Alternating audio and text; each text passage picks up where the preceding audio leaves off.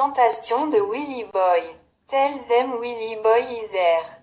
D'Abraham Polonsky, 1969. Amérique. Par Nasreddin Djema, cinéaste, critique et historien du cinéma.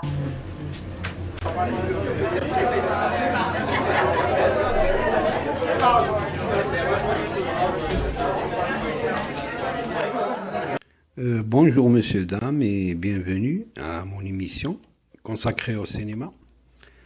Aujourd'hui, on va parler d'un film qui avait vraiment eu beaucoup de succès à sa sortie en 1970.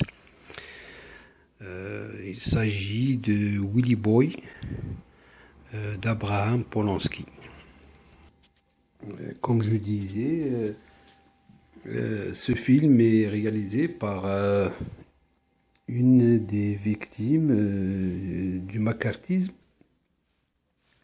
Abraham Polonsky a été parmi les victimes de la liste noire établie par le sénateur McCarthy.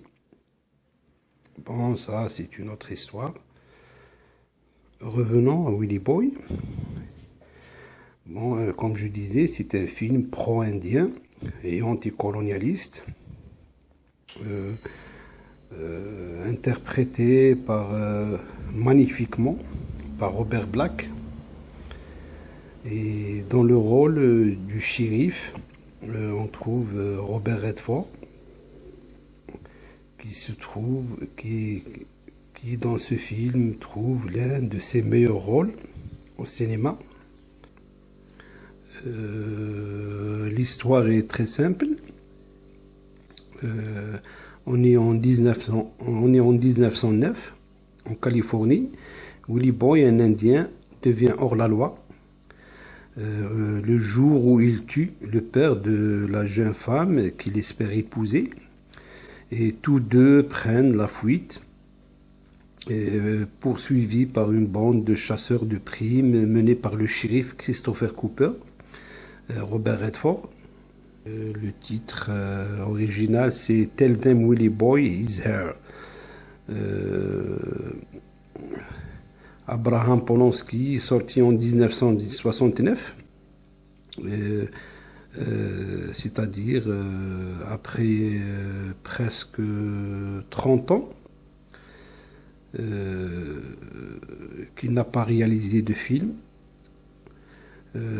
L'histoire est basée sur des faits réels, une histoire vraie. Willy Boy s'apprête à épouser Lola Boniface, la fille d'un notable du coin. Leur union déplaît fortement à ce dernier et Willy décide alors d'enlever sa belle Dulcinea afin de couler tranquillement des jours heureux. Malheureusement, le père de Lola les surprend et pendant l'affrontement, Willy Boy tue l'homme blanc et il devient la proie des chasseurs de primes et du shérif Cooper.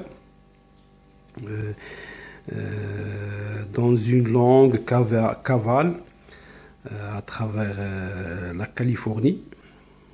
Bon, Willy Boy, c'est un western original, tiré, comme je disais, d'une histoire vraie, où il est question de racisme, de passion amoureuse, de vie et de mort. Le film se résume, comme je disais, à une longue course-poursuite absurde contre un Indien qui a tout fait pour échapper à sa condition et vivre une vie normale. Le temps est désabusé. Abraham Polonsky, victime du macartisme, qui a vu sa carrière stoppée après son premier film, comme je disais, il y a presque 25 ans. Son premier film, L'enfer de la corruption, en 1948, avec Jean Garfield. Le film avait été inédit à l'époque et censuré. Willy Boy marque son retour au cinéma après 20 ans ou plus, comme je disais, passé à travailler pour la télévision au Canada et un peu partout, comme dirait Abraham Polonsky dans ses interviews.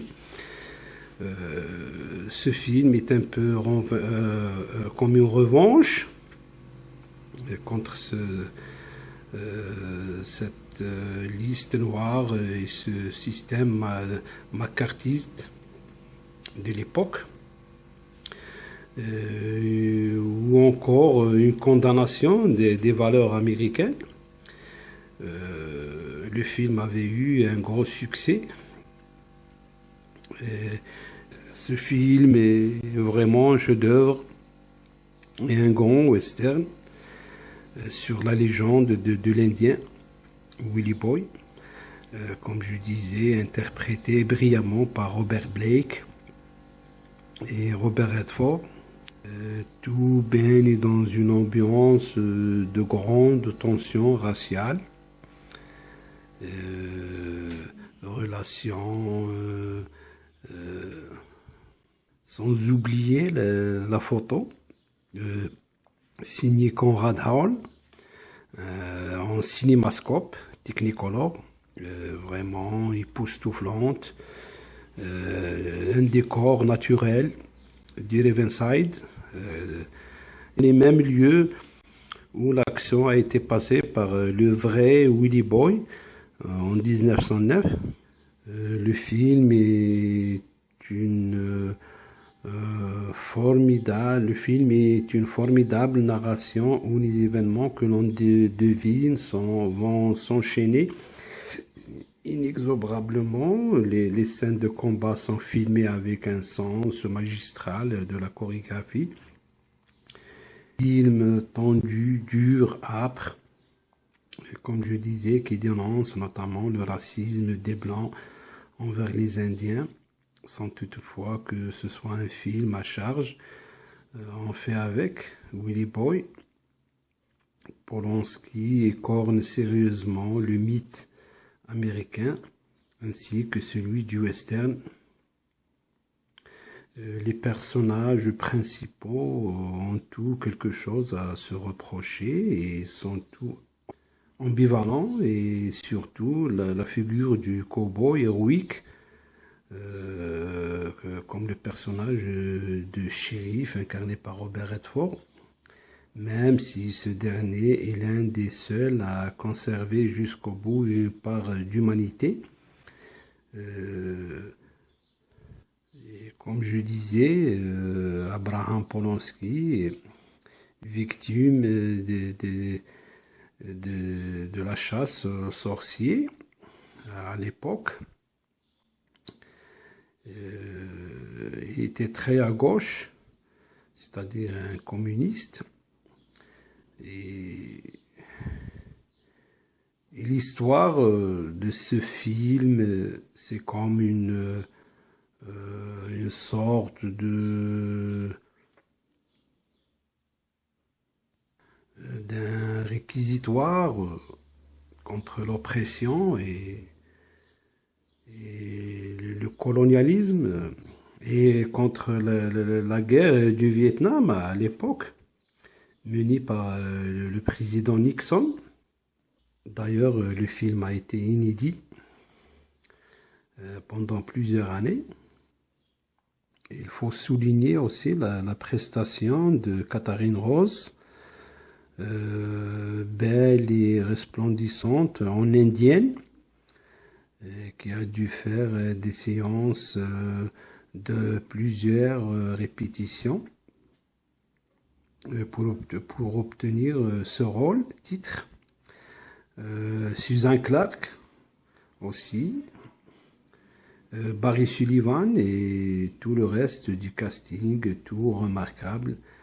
Willy Boy est un western méconnu qui mérite d'être visionné. Et reste un film dénonciateur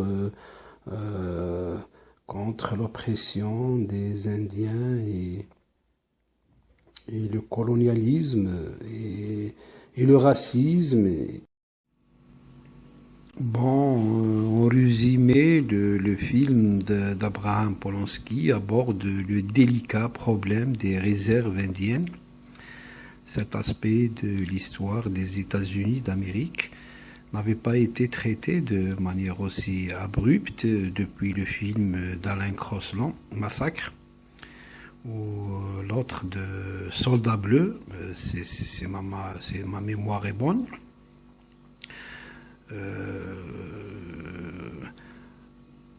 Ainsi que celui de Robert Aldrich, Bronco Apache, bon, souvent proche d'Abraham Polonsky. Robert Aldrich avait traité ce sujet, comme je disais, avec Bronco Apache et Ulzanas Ride, titre anglais d'un autre film pro-indien aussi, Führer Apache. Il a collaboré aussi avec Abraham Polonsky pour l'enfer de la corruption, Force of Evil.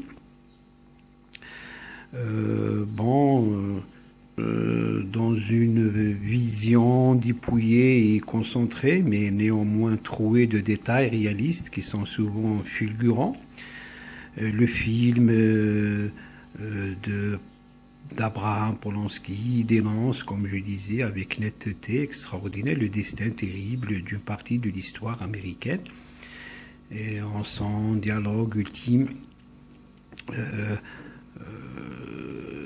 s'exprimer par la voix du shérif Cooper qui assiste à l'incinération de Willie Boy à la fin du film, avec cette phrase qui reste dans les annales du cinéma: dites-leur que nous n'avons plus de souvenirs.